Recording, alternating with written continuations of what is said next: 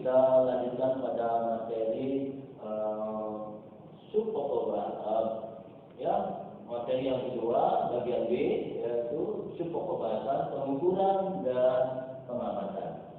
Pada subpokok bahasan ini, anak-anak sekalian, kita akan mendapatkan ada bagian pengukuran nomor 1, kemudian bagian kedua yaitu besaran pokok. Nah, nanti besaran pokok itu kita agak pindahkan ke sana. Jadi dengan kata lain, besaran pokok itu lalu kita bagi menjadi 7 komponen yang pasti. Sedangkan besaran turunan untuk sementara 3, padahal besaran turunan itu lebih banyak dari besaran pokok. Sehingga dengan kata lain, nanti dan sebagainya bisa dijelaskan pada saat kita membahas secara lebih mendetail, lebih spesifik lagi ya. Yang keempat adalah besaran skala dan besaran vektor.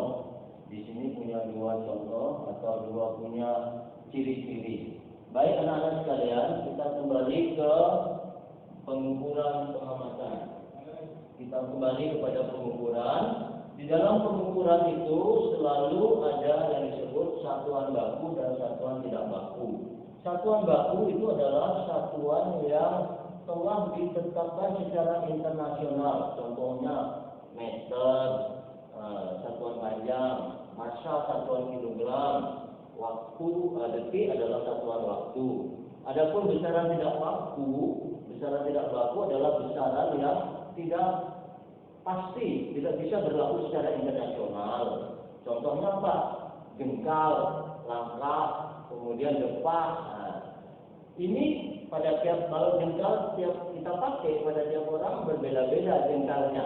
Ada yang kecil, ada yang besar, ada yang pendek, ada yang panjang. Nah itu. Jadi kalau kita pakai satuan jengkal ataupun depak dan langkah itu adalah satuan yang tidak pasti. Karena itu disebut satuan tidak baku ya. Nah kemudian setelah itu ada yang disebut satuan langsung, pengukuran langsung dan pengukuran tidak langsung.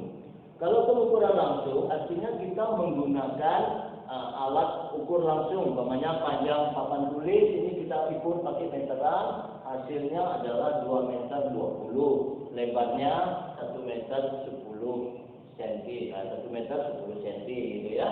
Nah itu adalah yang disebut dengan satuan pengukuran langsung. Adapun pengukuran tidak langsung itu biasanya kalau kita sudah mendapatkan ukuran-ukuran panjang, lalu kita hitung bahwa besaran luas. Besaran luas dan besaran volume itu kita memakai rumus, itu yang namanya mengukur secara tidak langsung. Nah anak-anak sekalian, nanti ada yang disebut besaran dan satuan. Kita nanti akan berdalam pada besaran pokok. Kemudian yang berikutnya adalah kesalahan dalam pengukuran. Biasanya orang yang bekerja tergesa-gesa itu lebih cenderung melakukan kesalahan. Nah, karena itu untuk memperkecil kesalahan, paling tidak kita harus lebih berhati-hati. Yang kedua, kesalahan itu bisa pada kita sendiri, bisa juga pada alat ukur yang memang sudah tidak pantas untuk dipakai. Nah, jadi mari kita belajar bekerja secara teliti dan dengan alat ukur yang sudah lebih bagus gitu ya. Nah, anak-anak sekalian, yang berikutnya adalah ketelitian dan keselamatan. Ketelitian ini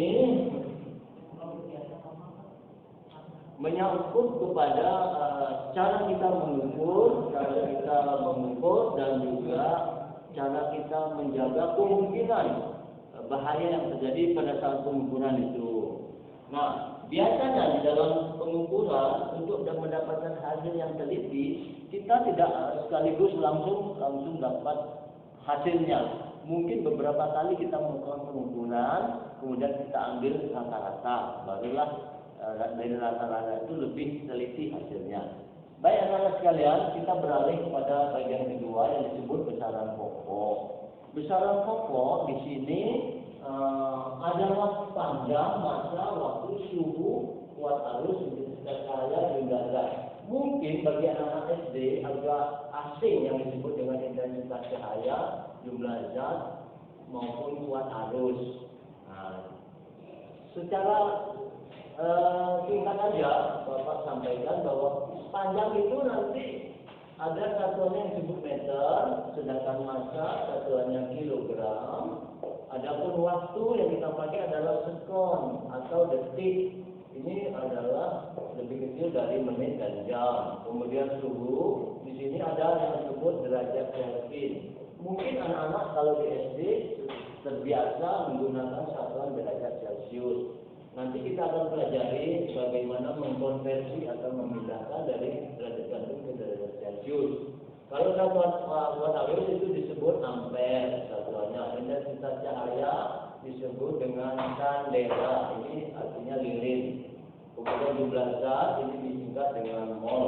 Nanti kita akan perdalam lebih luas ini. Nah, anak-anak sekalian, bagian yang berikutnya disebut besaran turunan. Besaran turunan ini banyak sekali anak-anak, karena dia diturunkan dari besaran pokok dan jumlahnya tentu lebih dari 7. Nah, di sini kita pakai 3 saja dulu. Yang pertama luas. Luas ini adalah kelipatan 2 dari besaran panjang, sehingga satuannya meter pangkat 2 atau meter persegi.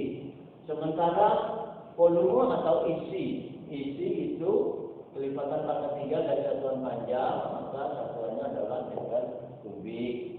Kemudian gaya. Nah, gaya ini biasanya itu adalah dinyatakan dalam Newton. Newton ini nama orang karena dia menemukan percepatan gravitasi setiap benda nanti akan sama dengan gaya berat yang dimiliki itu sama dengan massa dikali dengan percepatan gravitasi. Nah, ini boleh diganti dengan kilogram meter per sekon kuadrat. Nah, ini nanti kita perdalam lagi dalam melanjutkan soal-soal. Kemudian masih banyak lagi besaran turunan yang bisa kita sebutkan. Nanti kita akan bahas lebih lanjut. Yang keempat yang disebut besaran skala dan besaran vektor. Besaran skala itu adalah besaran yang hanya punya besaran. Nah, adapun besaran vektor di samping punya besaran, dia punya arah. Contohnya begini. Contohnya besaran skala kelajuan itu biasanya kita hanya sebutnya langsung umpamanya kilometer per jam. Nah, ini biasanya di alat sepeda motor atau alat mobil yang disebut dengan speedometer. Tapi kalau kita bilang kecepatan ini bukan hanya dia punya kelajuan, tetapi punya arah. Jadi kecepatan umpamanya dia bergerak ke arah utara dengan kecepatan 10 km per jam. Nah, ini adalah yang dimaksud dengan besaran vektor.